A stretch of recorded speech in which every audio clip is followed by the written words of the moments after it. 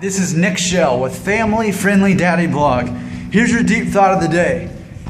That in America, there could be Christians that exist who are not Republicans or Democrats. Imagine that.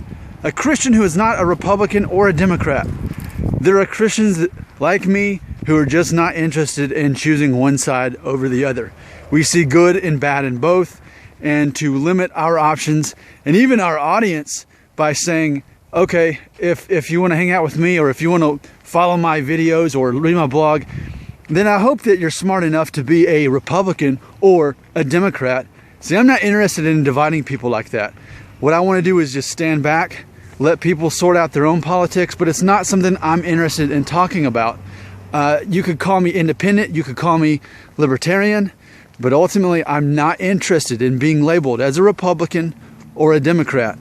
I've moved on in my life. Other people are still sorting out kind of where they believe. And I think what happens is, for my generation, I am the oldest of the millennials, born in 1981. That's roughly when the millennials began. I think a lot of us and the younger ages past 1981 are not interested in this back and forth. And here's what it reminds me of.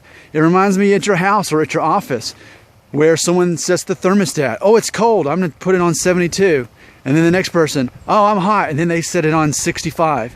Well, obviously set it in 68 would be the right thing to do. That's room temperature.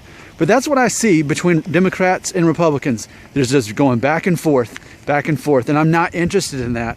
I'm interested in more of a balance. So if I have to choose between one or the other, it'd be a private decision that I make when I vote. But ultimately, I'm just not interested in being labeled that way, a Republican or a Democrat. So please know that despite however Christians may be stereotyped in America as far as how they vote, whether it's a Republican that always votes Republican because of abortion, or whether it's a Democrat that always votes that way because the government can help poor people or something like that, still you're limiting your options. There's good in both sides. There's good and bad on both sides. So why limit yourself? That's the way I look at it.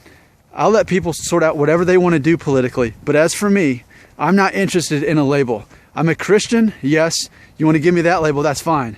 But politically, I don't need a label. I definitely don't need to be forced to decide to become a Republican or Democrat and then explain why my Christianity is better found on one side of the fence. Not interested in that. This is Nick Shell with Family Friendly Daddy Blog. I am apolitical. I'm not concerned with Republicans or Democrats.